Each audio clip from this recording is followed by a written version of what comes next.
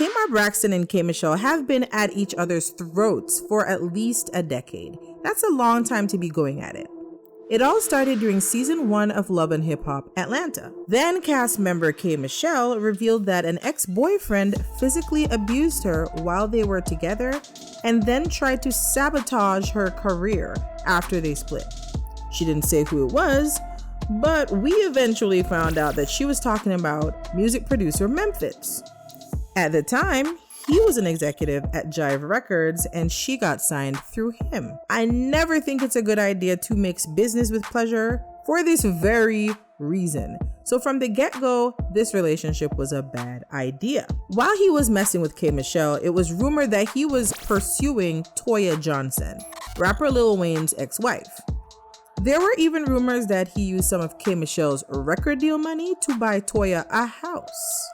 They were married a few years later, and around the time these allegations became public, they were celebrating their first wedding anniversary. So I know they were not happy about the bad publicity. He denied the claims and got a lot of support from friends and colleagues who spoke out against K.Michelle.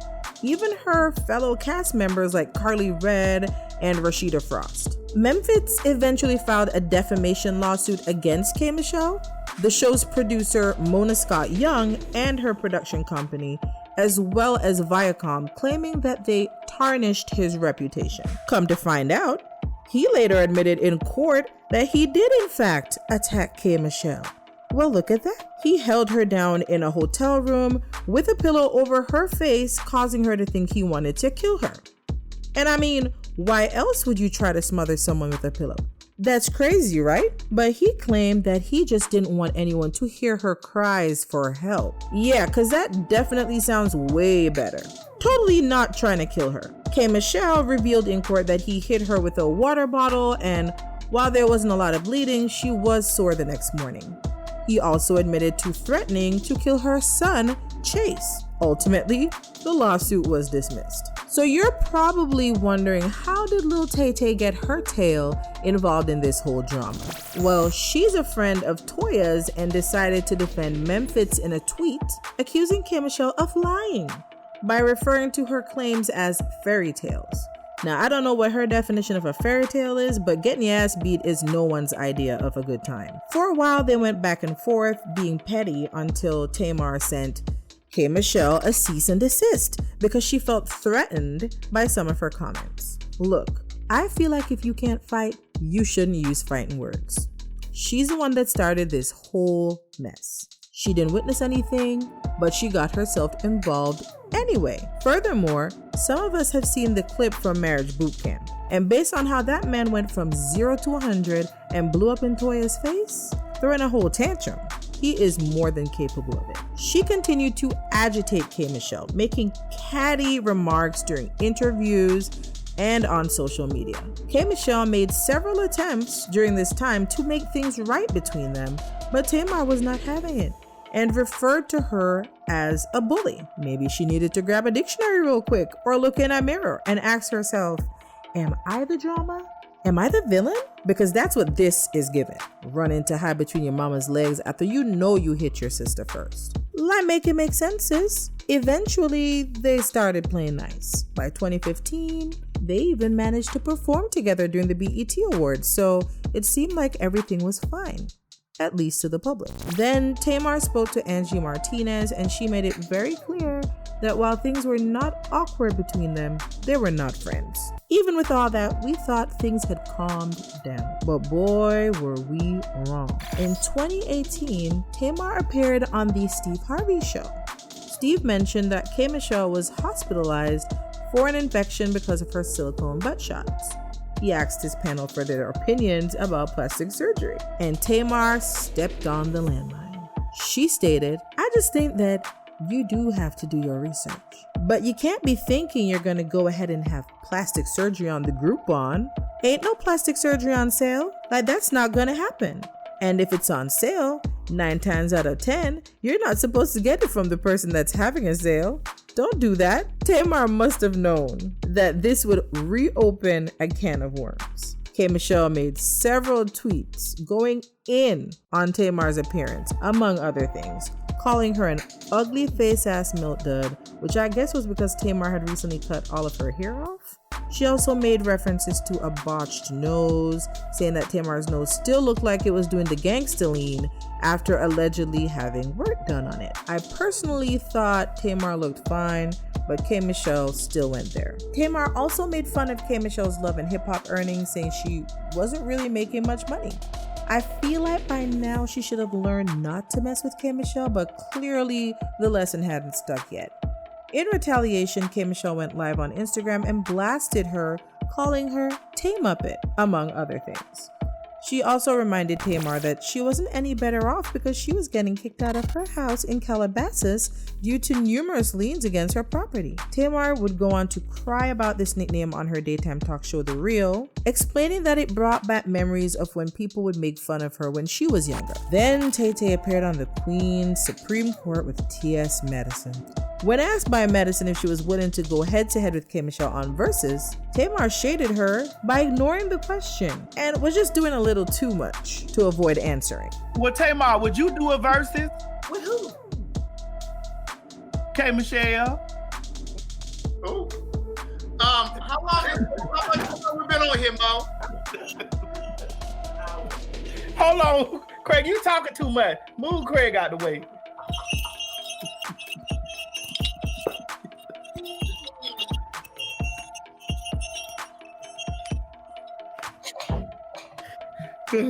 Well, you know. Okay. Yeah. All right. Moving on. K.Michelle really dug deep for her response, accusing Tamar of having an affair with a married man, music executive Michael Modin, who also happens to be the father of rapper and producer Jermaine Dupri. She also revealed that Tay-Tay allegedly got her little ass beat by Dupri's mama in an elevator. And boy, did that one blow up. When you were sleeping with a married man, you were sleeping with Jermaine Dupri daddy. How you sleep with Jermaine Dupri daddy and get beat by Jermaine Dupri mama in the elevator? But you want to talk to me? You want to talk about me? I don't marry me. But you so holy. It had everyone's tongues wagging about Tamar's alleged trifling ways. And what's worse is that around the time she would have had this alleged affair, she was still married to Vince, who is also the father of her only child. Love B. Scott had reported in 2016 that Tamar and Vince were headed for divorce because Tamar was having an affair with a high-profile record exec, but they never did say who the man was. So if we're gonna take K.Michelle at her word, then Tamar and Vince broke up at least partially because of an alleged affair with Modin. She did end up filing for divorce the next year. Rapper Da Brat decided to chime in at this point to confirm the allegations made by K.Michelle about the fight between Tamar and the wife. On the Ricky Smiley morning show, she claimed that she was in the elevator when it went down, and that it wasn't Dupri's mother who confronted Tamar, but his stepmom at the time. To be in that elevator. You The was? whole Beyonce thing, that definitely happened. Okay. Oh my God. Okay, And so who was but that ain't Jermaine Dupri's mama. That's Michael Marden's ex-wife. She didn't go into much detail, but she did say it happened during a huge music industry event. She explained that as soon as the elevator doors opened, she exited real quick because who wants to be stuck in an elevator with brawling women? I know I wouldn't. I don't know how true this is, but I do know that she has a good relationship with Jermaine, so it is possible that it went down like she said. Now, Tamar was pretty quiet when all this occurred and didn't really address the affair rumors, and with all the shade she's been throwing throughout this entire feud, you would think she would be quick to defend herself, right? But nope. Complete radio silence on her end, which was suspicious. Eventually, she explained on her YouTube show, Couples in Quarantine, that she only engages in positive situations moving forward to avoid being classified as an angry black woman, problematic, or messy. And I mean, although it took her quite a while to get to this point, it seems she finally figured it out. K.Michelle didn't just roast Tamar. She extended it to Tamar's fiance at the time, David Adefeso, after he commented on their ongoing feud.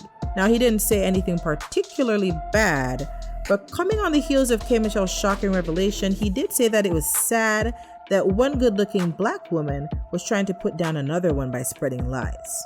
In response, K.Michelle went as far as to mock his Nigerian accent on Twitter while commenting on Tamar's unfortunate edges. My brother, it also made me sad when I saw her no edges. I see where she probably got mad about being called a liar again, because in defense of his woman, he chimed in saying the claims were false, but how he know that? That's exactly how Tamar started this whole feud, by calling K.Michelle a liar. He should have kept his little behind out of it. After everything that's gone down between these two over the years, I can't see them ever being friends. It really didn't have to get this deep, but they just kept going and going. And to be honest, Tamar just wouldn't stop with the pettiness and kept doing and saying things that she knew would piss K.Michelle off, only to say she was over the negativity years later. I don't really know where they are now.